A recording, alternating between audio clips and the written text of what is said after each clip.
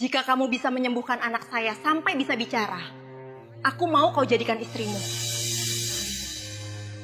Dengan nada tinggi dan penuh gengsi, Cynthia, seorang janda cantik yang kaya raya, menatap tajam pemuda di depannya.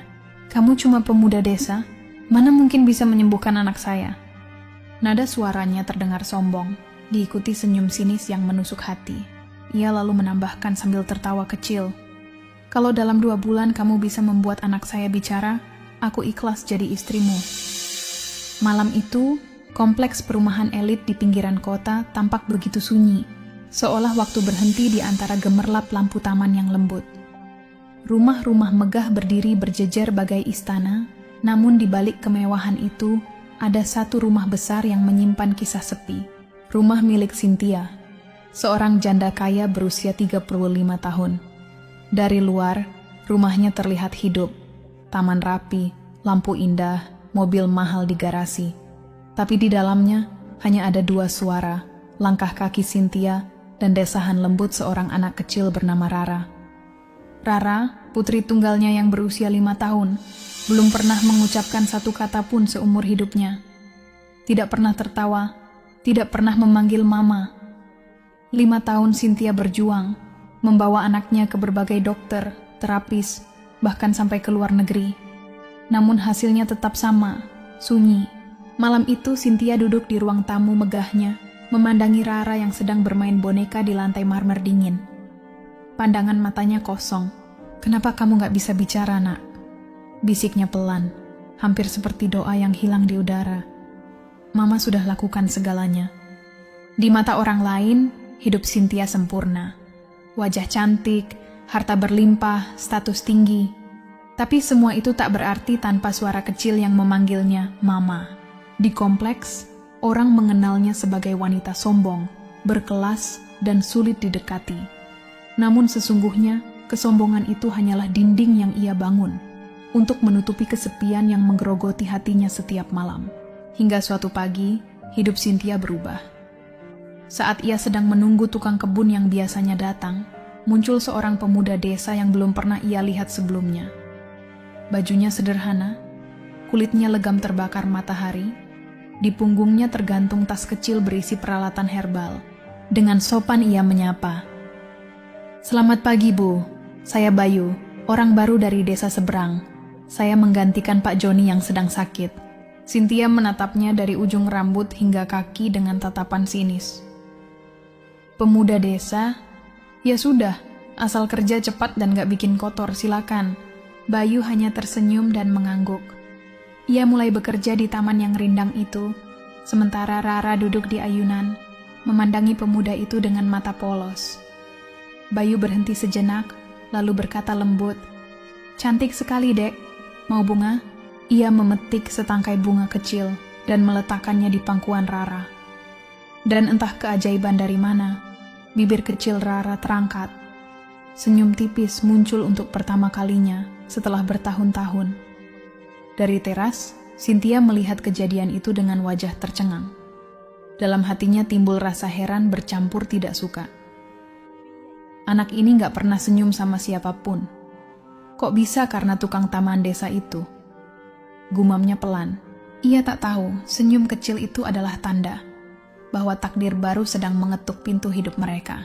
Keesokan paginya, matahari menembus sela pepohonan, menyinari taman yang kini tampak lebih hidup dari biasanya. Bayu datang lebih awal, membawa pot-pot kecil berisi tanaman obat dan bunga hias. Cynthia keluar dari rumah, mengenakan gaun putih sederhana, anggun tapi tetap berwibawa. "Pagi, Bu Cynthia," sapa Bayu sambil sedikit menunduk. Cynthia hanya mengangguk dingin. "Kamu rajin juga ya, padahal baru kerja beberapa hari." Bayu menjawab tenang. "Kalau pekerjaan dilakukan dengan niat baik, hasilnya pun akan baik, Bu." Cynthia terdiam sesaat. Ada ketenangan dalam cara bicaranya, tak terburu, tapi penuh keyakinan. Namun gengsinya menahan untuk menanggapinya dengan hangat. Banyak bicara juga kamu," ujarnya sinis. Bayu tersenyum tipis. "Maaf, Bu. Saya cuma ingin taman ini bukan cuma indah dipandang, tapi juga menenangkan hati." Cynthia mendengus pelan, berbalik hendak masuk ke rumah. Namun langkahnya terhenti. Dari arah taman, terdengar suara kecil, suara tawa. Ia menoleh cepat. Rara. Anak yang 5 tahun tidak pernah tertawa, kini tersenyum lebar sambil memegang bunga yang diberikan Bayu kemarin. Cynthia tertegun, matanya bergetar, air mata hampir pecah. Rara, panggilnya lirih. Anak itu memandang ibunya dan menunjuk Bayu, seolah ingin mengatakan sesuatu, tapi suaranya tetap hilang. Cynthia mendekat dengan langkah gemetar. Kamu bikin dia tertawa? Tanyanya pada Bayu dengan nada tak percaya. Bayu menatap Rara lembut, lalu berkata pelan, "Saya cuma bicara dari hati ke hati, Bu. Anak ini bukan gak bisa bicara. Mungkin dia hanya kehilangan alasan untuk berbicara." Ucapan itu membuat Cynthia terdiam, lalu matanya menajam. "Kamu mau bilang aku ibu yang gagal?" Suaranya meninggi, menyimpan amarah dan luka. Bayu cepat menggeleng. "Tidak, Bu. Saya cuma percaya. Kadang anak gak butuh obat. Ia hanya butuh sentuhan hati." Cynthia memalingkan wajah, menahan perasaan yang campur aduk antara marah, malu, dan tersentuh. "Sudahlah, jangan ajari saya soal anak saya. Kamu cuma orang kampung." Bayu menunduk hormat, tidak membalas. "Maaf, Bu Cynthia. Saya tidak bermaksud menggurui." Ia lalu kembali bekerja, membenahi bunga-bunga yang mekar di bawah sinar pagi. Cynthia berjalan masuk dengan langkah cepat. Namun di hatinya ada sesuatu yang mengguncang rasa penasaran. Malam itu, Cynthia duduk di tepi ranjang sambil menatap wajah kecil Rara yang sudah terlelap. Senyum tipis masih menggantung di bibir anak itu, sesuatu yang jarang sekali ia lihat. Cynthia membelai rambut lembut putrinya, lalu berbisik pelan, "Kenapa kamu bisa tersenyum hari ini, Nak? Apa karena pemuda desa itu?" Nada suaranya nyaris tak terdengar. Ada perasaan aneh yang tumbuh di hatinya. Rasa penasaran yang menembus lapisan gengsi yang selama ini ia pertahankan. Siapa sebenarnya pemuda itu? Mengapa Rara, anak yang tak pernah bereaksi pada siapapun, bisa tersentuh hanya dengan kehadirannya? Sementara itu, jauh di pinggiran desa, di sebuah rumah kontrakan kecil, Bayu duduk menatap langit malam yang bertabur bintang. "Ya Allah," ucapnya lirih, "kalau memang aku ditakdirkan untuk menolong anak itu, tunjukilah jalanku." Ia tidak tahu, malam itu menjadi awal dari ujian besar. Ujian yang akan menguji bukan hanya kesabarannya, tapi juga harga dirinya sebagai manusia yang kerap diremehkan. Keesokan harinya, matahari bersinar terik di kompleks perumahan mewah. Bayu datang seperti biasa, membawa kantong kecil berisi ramuan herbal dan sebotol air yang telah ia doakan. Ia berniat mencoba terapi sederhana agar Rara mulai merespons suara di sekitarnya. Namun kali ini, Cynthia sudah menunggunya di teras. Wajahnya dingin, bibirnya melengkung sinis. "Bayu ya," katanya dengan nada tajam. "Saya dengar kamu ini dukun kampung yang suka ngaku-ngaku bisa nyembuhin orang." Bayu tetap tenang. "Saya bukan dukun, Bu. Saya hanya belajar sedikit tentang pengobatan alami. Semua kesembuhan tetap datang dari Tuhan." Cynthia tertawa kecil. Suaranya terdengar tajam dan penuh ejekan. "Tuhan? Kalau Tuhan mau, anak saya pasti sudah sembuh dari dulu. Saya sudah bawa dia ke dokter, ke terapis, bahkan ke luar negeri. Semua gagal. Kamu pikir dengan daun-daunan dan air itu kamu bisa bikin dia bicara?" Rara yang duduk di taman menatap ibunya bingung, belum mengerti arti pertengkaran itu. Bayu hanya menunduk, menahan diri, sementara matanya memancarkan keteguhan yang membuat Cynthia semakin jengkel. "Sudah, jangan pura-pura bijak," bentak Cynthia lagi.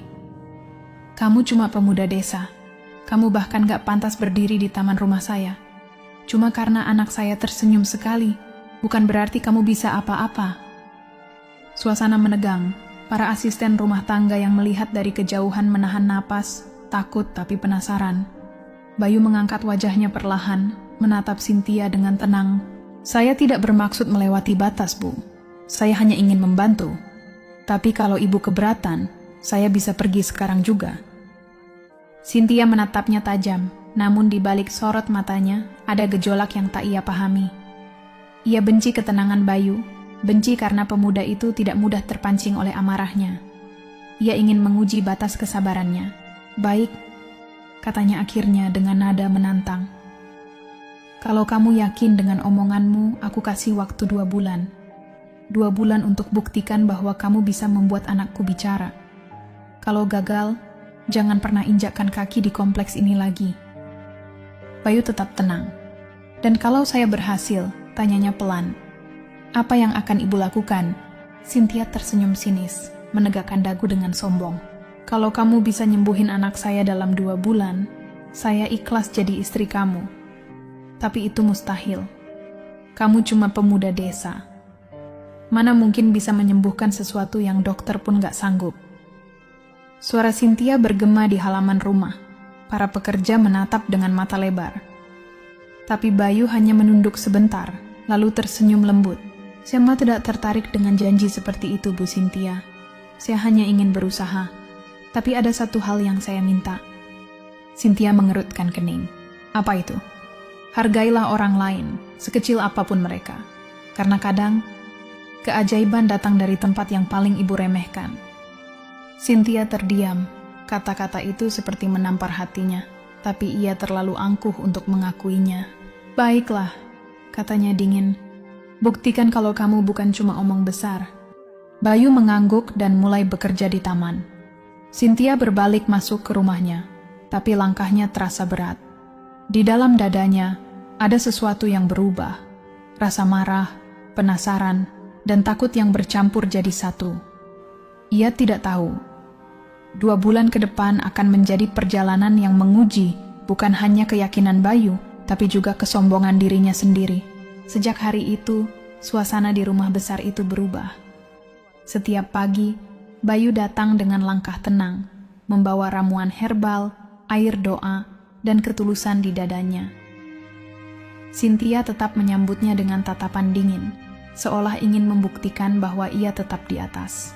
2 bulan, ujar Cynthia suatu pagi sambil melihat jam tangannya. Kau cuma punya 2 bulan untuk buktikan kata-katamu bukan omong kosong. Bayu tersenyum tenang. Saya tidak mengejar waktu, Bu. Saya hanya berusaha dengan doa. Cynthia tertawa kecil, sinis. Doa? Kamu pikir doa bisa menggantikan terapi medis dan teknologi? Dunia ini nggak sesederhana itu, Bayu. Saya tahu, Bu. Jawab Bayu lembut. Tapi kadang, yang sederhana justru lebih menyentuh hati manusia. Cynthia terdiam sesaat, lalu mendengus. Kita lihat nanti.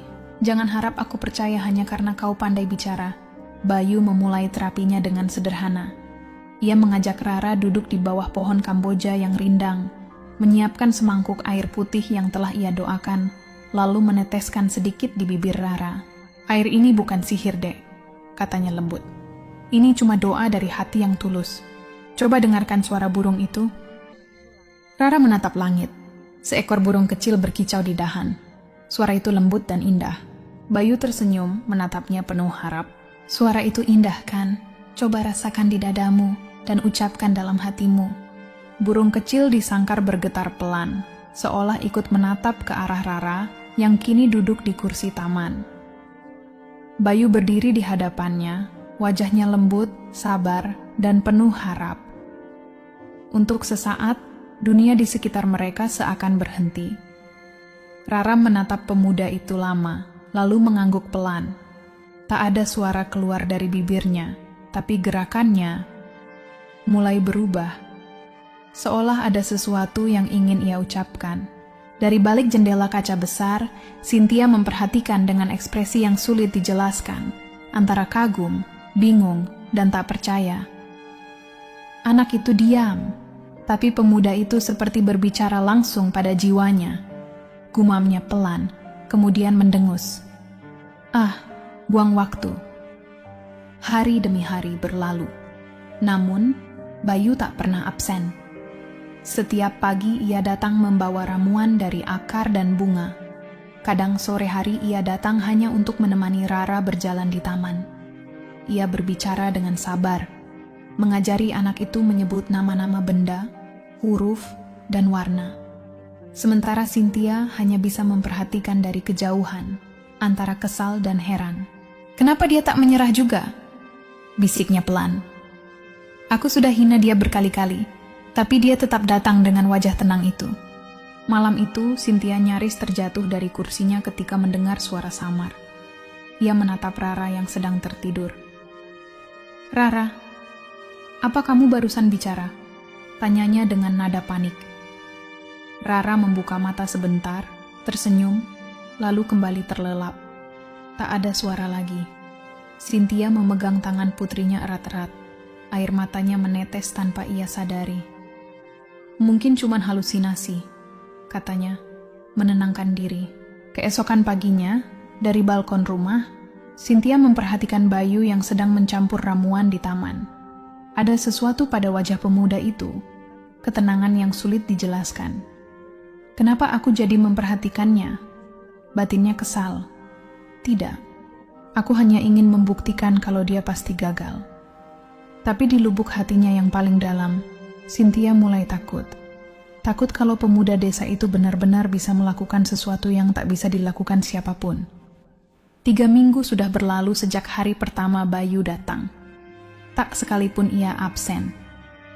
Ia tak datang demi uang, tak pula demi janji yang pernah diucapkan Cynthia, tapi karena niatnya tulus.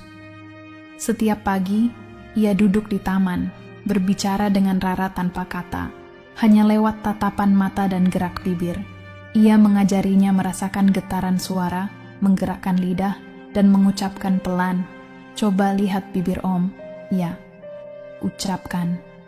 Ma, Rara menatapnya dalam-dalam, lalu mencoba. Udara seakan berhenti sesaat. Bibir kecil itu bergerak, tapi belum ada suara. Bayu